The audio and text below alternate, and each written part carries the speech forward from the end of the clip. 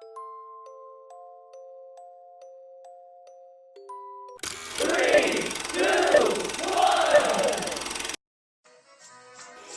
stand by for further details. We return you now to your regularly scheduled program.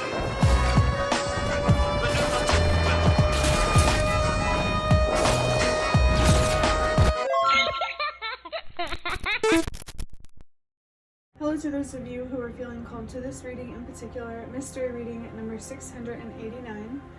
Before getting into this reading, chances are that most of the people watching this video are not subscribed, so if you are a reoccurring viewer, you enjoy my work and would like to help support the growth of my channel, feel free to do so by sticking around, hitting that subscribe button down below, and ringing the notification bell next to it if you feel called to.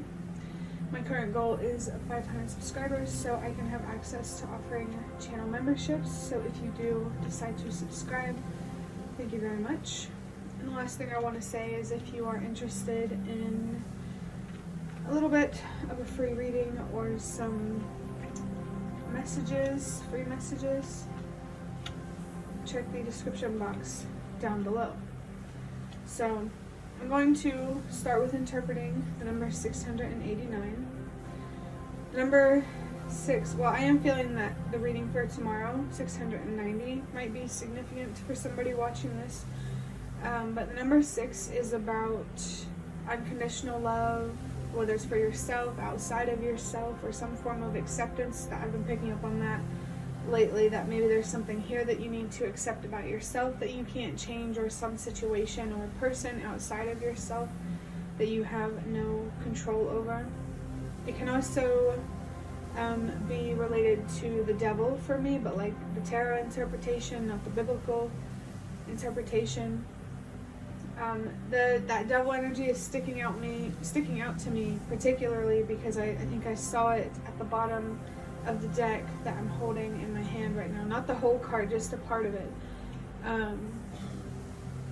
The number 6 in particular, that could just be like have a unique meaning or significance for somebody. In tarot, the devil represents unhealthy attachments. And this could be an unhealthy, being attached to an unhealthy way of thinking that makes you feel like you have control. Let's say more control than you want to believe or recognize, maybe. The idea of control has been coming through in readings lately as well, with the universe and spirit guides wanting people to know that even though they don't have control over some things, that doesn't mean you're completely powerless and you have zero control at all. You do have control and you do have power, and it's important that you use it, your will, your decisions, wisely. The number 8 is about letting go. It can also be about remembering how connected we all truly are, which that last bit speaks more on how much control you actually do have. So maybe you feel called to use your voice in some way, whether it's through actions or like actual communication, or however you feel called to use your voice. And hearing those sirens outside, sirens for me are a sign that, you know, something that I'm saying or doing, the universe, spirit guides want me to pay attention to that. So for whoever's watching this, the message about remembering how connected we all are and how much control you truly do have feels particularly significant. Maybe you feel powerless, maybe isolated, but you don't have to feel that way. It's all about your perspective and how you look at things.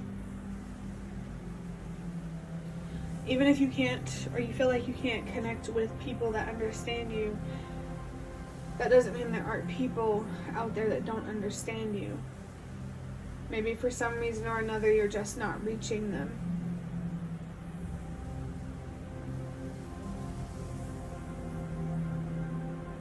There could definitely be a change in perspective here that would allow more connection and more how do I say this? More connection and more recognition and understanding for your true power and your true potential, I think, is the best way that I can put it. But yeah, there could be an unhealthy attachment here that's being confirmed that needs to be let go, whether it's unhealthy perspective, you know, something from within or something outside of you, like a relationship or a job or whatever it may be. Whatever you're being called to let go, it's not healthy for you and it doesn't serve your highest good, so just take it however it resonates, if it does. And the number 9 is about your purpose and helping the world release what no longer works. Let me think on this for a second.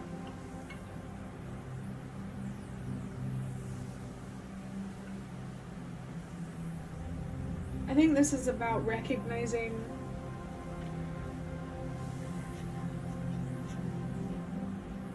or maybe it's about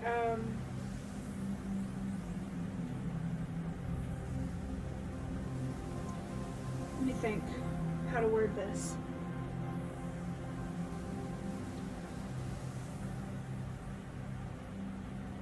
It just feels like there's a general message here to not underestimate yourself, your potential, your power, your voice. Maybe there's a situation or a relationship here where you're more likely to be heard and seen, respected than you might think. But of course, only take that if it resonates. You may be feeling guided by a sense of purpose, and there's confirmation for that. And if you don't, I suppose it would be good to ask yourself why. And I just burped because I ate some donuts. So I feel like what you need to let go is whatever perspectives or energies you have in your life that support the idea that you are powerless, or maybe even weak or alone. There's definitely could be someone here who struggles with a negative inner dialogue. And it's important for you to address that because you deserve to, and you deserve to speak to yourself in a way that is empowering and enlightening rather than disempowering and limits your ability to learn. Don't expect yourself to be perfect when you try something new. It's very important. Anxiety can be a challenging thing to cope with, but a lot of the times the things that we fear, you know, it's in our head or it's not as bad as we might think. And it's valid to feel that fear for sure, but just don't let it control your life, your decisions, the outcomes that you get.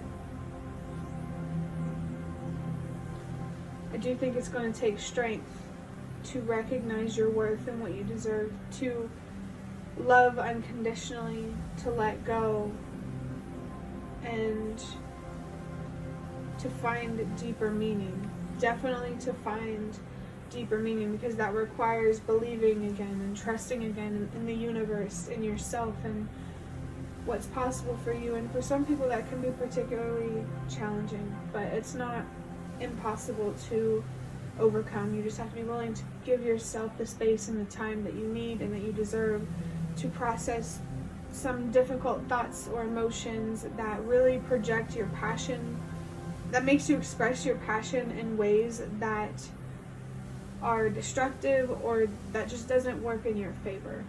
And you deserve to express your passion. That's definitely true, 100%. But I think you're being guided to learn how to express this passion in healthier ways that you deserve and also the world needs. That the energy of purpose is coming through strong here. again, that reading for tomorrow might be significant for someone, because I thought today's video was 690, and so I was thinking about the numbers 6 and 9 and stuff like that, and how to me it looks like some sort of like mirroring. So for somebody out there, it's time to look yourself dead in the face and be honest with yourself, but also balance out that honesty with kindness, because while you deserve to know the truth and to spread that truth, you also deserve kindness and to spread that kindness. It really helps, not make things feel so harsh or challenging. You don't deserve for things to feel that harsh and challenging. So recognize your power and what you can do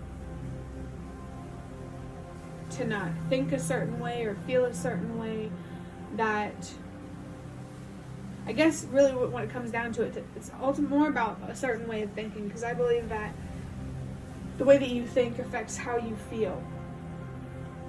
So analyze your thoughts for sure, and try to connect them to the feelings that you are experiencing. Once you do that and you change your perspective, you will change how you feel.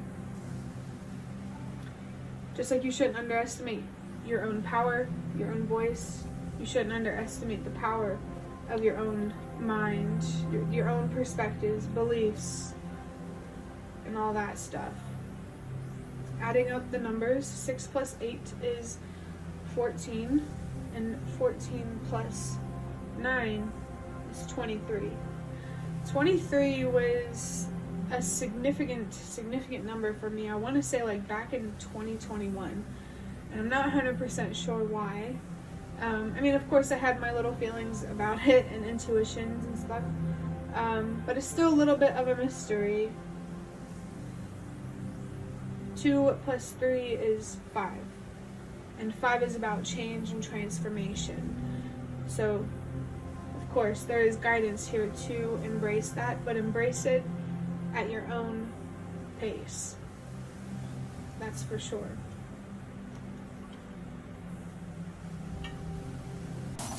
Now that I'm done interpreting the numbers, I'm going to finish off this reading by drawing out a card from the Secrets of Tarot cards made by Hinkler Books, to see what's going on and what the guidance is.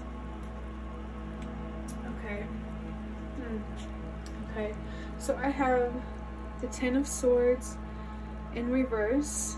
It says recovery, inevitable end, and then upright.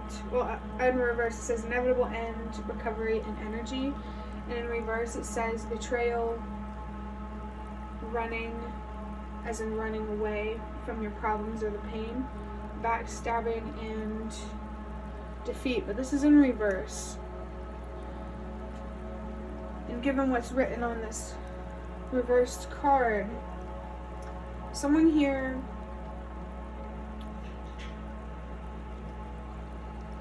it's hard to tell a little bit if this ending is something that you're currently experiencing or something that you're being called to experience. So depending on who's watching this, you're either in the thick of it or you've already moved past it. And if you've already moved past it, this is confirmation. And the universe, your spirit guides, the spirit realm is really proud of you. They respect you for that, and they want you to know that they appreciate the strength that you embraced or gained, or whatever you want to say, to love unconditionally, whether it's for yourself, someone else, or whatever it may be, and to let go, to move on, to heal, to find deeper meaning. You deserve that recognition, because it's not easy to let things go and to love unconditionally, like mostly ourselves, I want to say. Sometimes it can be other people too, so just take it however it resonates. In general, it's hard to be more accepting and patient and hopeful. You know, you're not alone in that, for sure. But know that you are also a guiding light. You're making an impact, and you're making a difference, even if it doesn't seem as obvious or immediate or as tangible. At least on an energetic level, your spirit guides feel it. And it's possible some people around you might feel it, but I just think your spirit guides in particular want you to know that they do recognize you and the journey that you have been on, and they really, really appreciate it. And if you're in the thick of it, some sort of painful ending, there is guidance here to really, really allow yourself to slow down when you need to. Like, give yourself space to grieve and time, you know. Be patient with the process. There's a situation here that was never meant to last. And maybe that could help bring some closure to somebody. So don't be hard on yourself for what you didn't know. Allow yourself to learn, exactly. It's almost like I'm picking up, like, allow yourself to be the student, and one day you will be the teacher. Teachers have to learn before they can teach. That is true. But your voice does matter. And that same energy, like with the other people who've already been through this from the spirit guides, it's also here for you, but it's more present. They just want you to know that they are here to support you while you're going through this change, this painful, challenging, it feels like an understatement as well, change. How you feel is definitely valid. That's like the first step to allowing yourself to heal, accepting that those feelings are there in the first place.